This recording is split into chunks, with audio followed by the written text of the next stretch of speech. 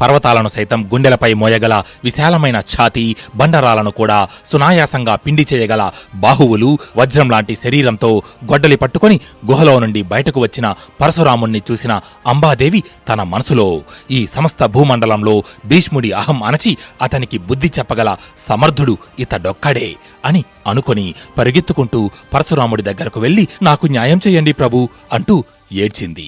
తన ముందు కంటతడి పెడుతూ దీనంగా నిలబడి ఉన్న అంబాదేవిని చూస్తూ పరశురాముడు, ఎవరు యువతి నీవు? నీ బాధకు గల కారణమేమిటి అని అడిగాడు. దానికి అంబాదేవి, ఒక పురుషుడు నన్ను స్వయంవరం నుండి బలవంతంగా తీసుకువెళ్లి ఇప్పుడు నన్ను వివాహం చేసుకోవడానికి నిరాకరిస్తున్నాడు. మీరే అతనికి తగిన బుద్ధి చెప్పి నాకు న్యాయం జరిగేలా చెయ్యాలి అంటూ వేడుకొంది.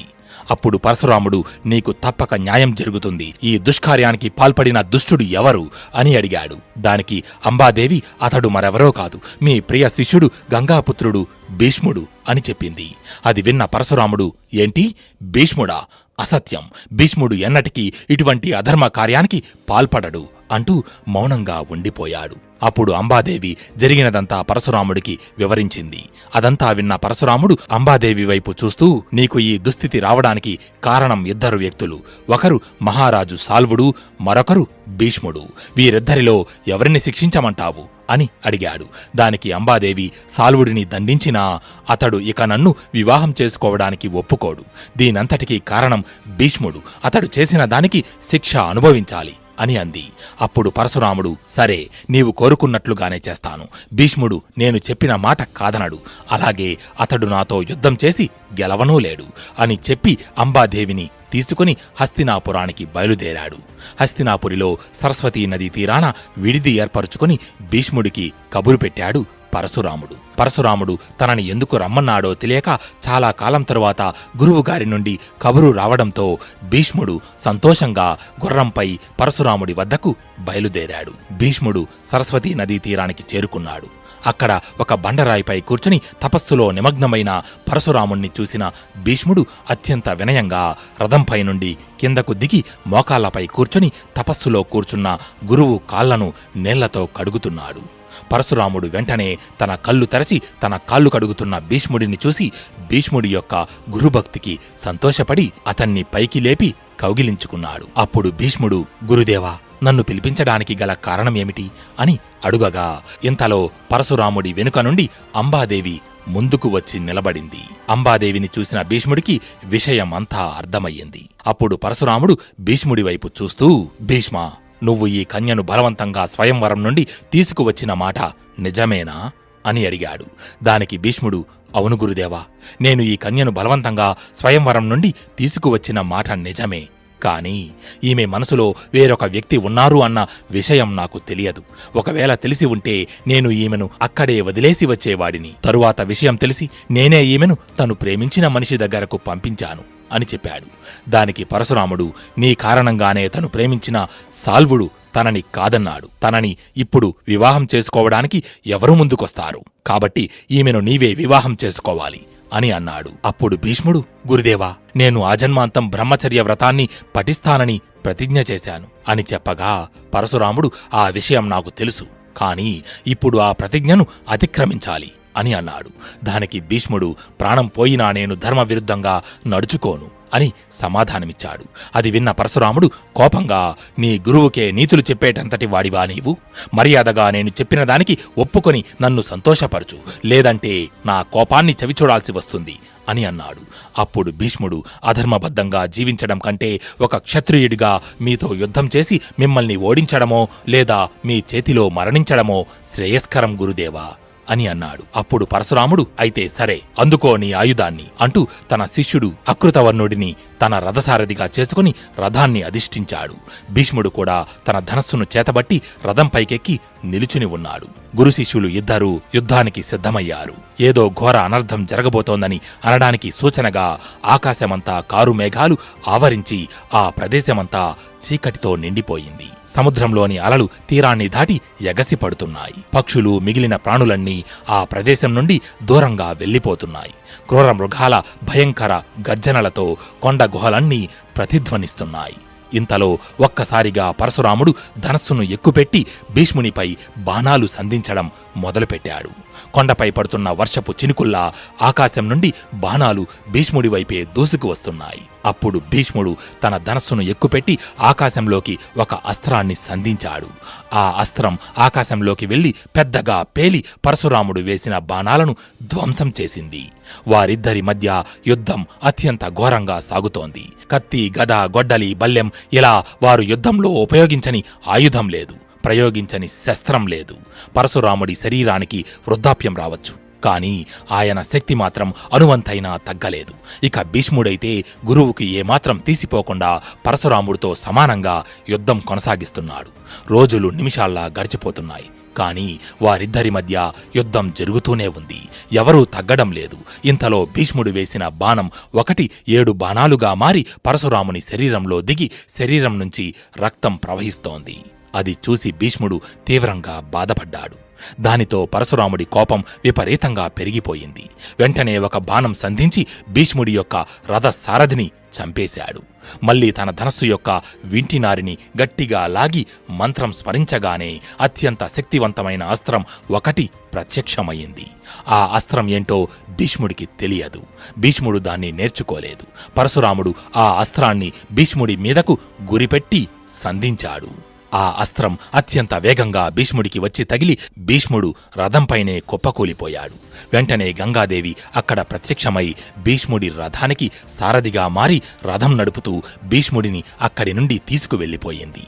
ఆ రోజు రాత్రి అయ్యింది. భీష్ముడు ఇంకా మూర్ఛ నుండి తేరుకోలేదు. అప్పుడు ఎక్కడి నుండో భీష్మా అని పిలిచినట్టుగా ఒక పిలుపు వినబడింది. వెంటనే భీష్ముడు తన కనులు తెరచి చూడగా తను ఒక మాయా ప్రపంచంలో నిలబడి ఉన్నాడు. తన ముందు అత్యంత కాంతివంతంగా ప్రకాశిస్తూ 7 దివ్య పురుషులు కనిపించారు. వారు మరెవరో కాదు, 7 వసువులు. వసువులు భీష్ముడి వైపు చూస్తూ, భీష్మా, నువ్వు మేము వేరు కాదు, నువ్వు కూడా మాలో ఒకడివే. ఈ విశ్వంలో పరశురాముణ్ణి జయించగల అస్త్రం ఒక్కటే, అదే మోహనాస్త్రం అని చెప్పి భీష్ముడికి వసువులు మోహనాస్త్ర మంత్రోపదేశం చేసి అక్కడి నుండి మాయమయ్యారు. వెంటనే భీష్ముడు తన కనులు తెరచి చూడగా తన ముందు గంగాదేవి కనిపించింది. తను ఒక ఇంట్లో పడుకొని ఉన్నాడు. వెంటనే భీష్ముడు పైకి లేచి కలలో తనకు వసువులు ప్రసాదించిన మోహనాస్త్రం ప్రయోగించడం, ఉపసంహరించడం నేర్చుకున్నాడు. మరునాడు ఉదయం గంగాదేవిని సారథిగా చేసుకుని భీష్ముడు తన రథంపై మళ్లీ పరశురామునితో యుద్ధానికి బయలుదేరాడు. రథంపై భీష్ముని చూసిన పరశురాముడు, నిన్న సగం చచ్చి వెళ్ళావు, ఈరోజు పూర్తిగా నీ మదం అనుస్తాను అని చెప్పి భీష్మునిపై బాణాల వర్షం కురిపించాడు. భీష్ముడు ఆ బాణాలను గాలిలోనే తిప్పికొట్టి శక్తి అస్త్రాన్ని స్మరించి పరశురాముడి గుండెలపై గురిపెట్టి వదిలాడు. ఆ అస్త్రం ధాటికి పరశురాముడు రథంపై మూర్ఛపోయి పడిపోయాడు. అప్పుడు పరశురాముడి రథసారథి తనకు స్పృహ కల్పించాడు. స్పృహలోకి వచ్చిన పరశురాముడు రెట్టించిన కోపంతో ఇక ఉపేక్షించి లాభం లేదు అనుకుని భీష్ముడి వైపు చూస్తూ గట్టిగా, భీష్మా, నేను ఇప్పుడు ప్రయోగించే అస్త్రాన్ని మరే అస్త్రం అడ్డుకోలేదు. ఇది ఇంద్రుని చేతిలో వజ్రాయుధంతో సమానమైనది. దీని ముందు ఎంతటి వారైనా తల వంచక తప్పదు అని చెప్పి భీష్మునిపై బ్రహ్మాస్త్రాన్ని ప్రయోగించాడు. దానితో భీష్ముడు కూడా పరశురాముడిపై బ్రహ్మాస్త్రాన్ని ప్రయోగించాడు. బ్రహ్మాస్త్రాలు ఇప్పటి కాలపు అణుబాంబుల్లాంటివి. వాటిని అంత తేలికగా యుద్ధంలో ప్రయోగించరు. ఎందుకంటే వాటి శక్తి వల్ల లోకాలే నాశనమయ్యే ప్రమాదం ఉంది. 2 బ్రహ్మాస్త్రాలు విశ్వంలో ప్రళయాన్ని సృష్టిస్తున్నాయి. ప్రపంచం అంతా అంతమవుతుందా అన్నట్టుగా వాటి నుండి శక్తి ఉత్పన్నమవుతోంది. అప్పుడే భీష్ముడికి వసువులు తనకి ప్రసాదించిన మోహనాస్త్రం స్మరణకు వచ్చింది. వెంటనే భీష్ముడు తన ధనస్సును ఎక్కుపెట్టి మంత్రం స్మరించగానే మోహనాస్త్రం ప్రత్యక్షమయ్యింది. దానిని భీష్ముడు పరశురాముడి మీదకు గురిపెట్టి ప్రయోగించబోతుంటే వెంటనే అక్కడ నారదుడు ప్రత్యక్షమై భీష్ముడి వైపు చూస్తూ, గాంగేయ, పరశురాముడు నీకు విద్య నేర్పిన గురువు, తననే వధించాలి అనుకోవడం ధర్మమేనా అని వారించగా భీష్ముడు, గురుదేవులు పరశురామునితో యుద్ధం చేయడం నాకు ఇష్టం లేదు, కాని నాకు మరో మార్గం తోచలేదు అని అన్నాడు. ఇంతలో వసువులు కూడా అక్కడ ప్రత్యక్షమై పరశురాముడిపై మోహనాస్త్రాన్ని ప్రయోగించడం మంచిది కాదని చెప్పారు. అప్పుడు నారదుడు పరశురాముడి దగ్గరకు వెళ్లి, ప్రభూ, భీష్ముని వద్ద మోహనాస్త్రం ఉంది, కాని మీ మీద గౌరవంతో దానిని ప్రయోగించడం లేదు. ఈ 2 బ్రహ్మాస్త్రాల శక్తి వలన ప్రపంచం అంతమయ్యేలా ఉంది. మీ బ్రహ్మాస్త్రాన్ని వెనక్కు తీసుకోండి అని అన్నాడు. దానితో ఇద్దరూ వారి బ్రహ్మాస్త్రాలను ఉపసంహరించుకున్నారు. భీష్మ పరశురాముల మధ్య 22 రోజుల పాటు జరిగిన యుద్ధం అక్కడితో ముగిసింది. అప్పుడు భీష్ముడు పరశురాముడి దగ్గరకు వెళ్లి గురువు పాదాలకు నమస్కరించాడు. పరశురాముడు భీష్ముణ్ణి తన చేతులతో పైకి లేపి, నీ అద్భుత పరాక్రమాన్ని చూసి నాకు ఎంతో సంతోషంగా ఉంది కుమారా. ఈ పరశురాముణ్ణే ఓడించే గురువును మించిన శిష్యుడవని నిరూపించుకున్నావు అంటూ భీష్ముడిని మనస్ఫూర్తిగా ఆశీర్వదించి అంబాదేవి దగ్గరకు వెళ్లి, నా సాయశక్తులా ప్రయత్నించాను. ధర్మం భీష్ముడి వైపే ఉంది. అందుకే తను నన్ను ఎదిరించి జయించాడు. ఇక నీ సమస్యను నువ్వే పరిష్కరించుకోవాలి అని చెప్పి పరశురాముడు అక్కడి నుండి వెళ్ళిపోయాడు. అప్పుడు అంబాదేవి భీష్ముడి దగ్గరకు వచ్చి అతని వైపు చూస్తూ, నీ శక్తి సామర్థ్యాలను చూసి మిడిసిపడకు. నువ్వు ఏ సింహాసనం కోసమైతే నా జీవితాన్ని నాశనం చేశావో అదే సింహాసనం నీకు ముళ్ళ కిరీటంలా మారి నీ జీవితాంతం నీకు మనశ్శాంతి లేకుండా నిన్ను చిత్రవద చేస్తుంది. నీ తండ్రి ఇచ్చిన వరమే నీకు శాపంగా మారి నువ్వు మరణం కోసం ఎదురుచూస్తున్న సమయం మృత్యుదేవతలా నీ ముందు ప్రత్యక్షమవుతాను అని చెప్పి అక్కడి నుండి వెళ్ళిపోయింది. భీష్ముని జీవితం మనకు ఒక అద్భుత సత్యాన్ని తెలియజేస్తుంది.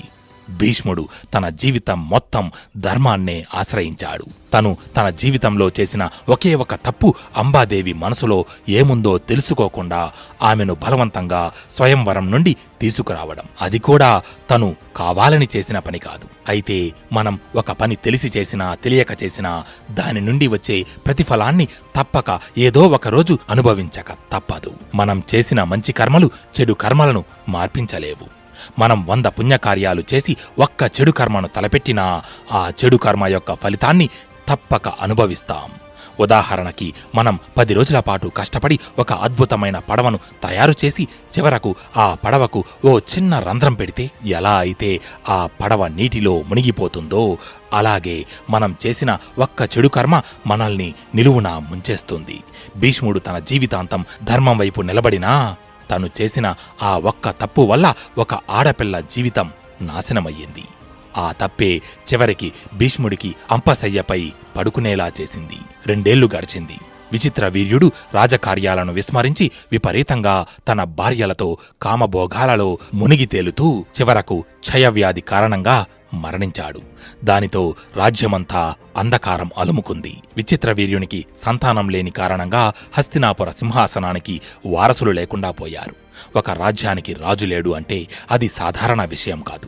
రాజ్యంలో అవినీతి అన్యాయాలు పెరిగిపోతాయి. దొంగలు దోపిడీదారులకు అది నిలయంగా మారుతుంది. శత్రు రాజ్యాలు రాజ్యంపై దండెత్తడానికి సిద్ధమవుతాయి. రాజ్య ఆర్థిక వ్యవస్థ దెబ్బతింటుంది. రాజ్య ప్రజలలో తిరుగుబాటు ప్రారంభమవుతుంది. రాజ్యం ఇటువంటి క్లిష్ట పరిస్థితుల్లో ఉండగా ఒకసారి సత్యవతీదేవి భీష్ముడిని కలిసి, కుమారా, నేను అడిగిన దానికి కాదనకుండా అంగీకరిస్తావా అని అడిగింది. అప్పుడు భీష్ముడు సత్యవతీదేవి వైపు చూస్తూ, అమ్మా, మీరు నన్ను అర్థించకూడదు, ఆజ్ఞాపించండి అని అన్నాడు. అప్పుడు సత్యవతీదేవి, ప్రస్తుతం మన భరత వంశానికి వారసులు లేరు. రాజులేక రాజ్యం తల్లడిల్లుతోంది. మా తండ్రిగారు స్వార్థంతో నీకు దక్కవలసిన సింహాసనంపై నా పుత్రులను కూర్చోబెట్టారు. అందువలనే ఈరోజు రాజ్యానికి ఈ దుస్థితి సంభవించింది. నీ ఒక్కడివే ఈ హస్తినాపుర మహాసామ్రాజ్యాన్ని పరిపాలించగల సమర్థుడవి. ఆలస్యం చెయ్యకుండా ఈ సింహాసనాన్ని అధిష్ఠించు. వివాహం చేసుకుని వంశాభివృద్ధి గావించు. ఈ రాజ్యానికి వారసులను ప్రసాదించు అని కోరింది.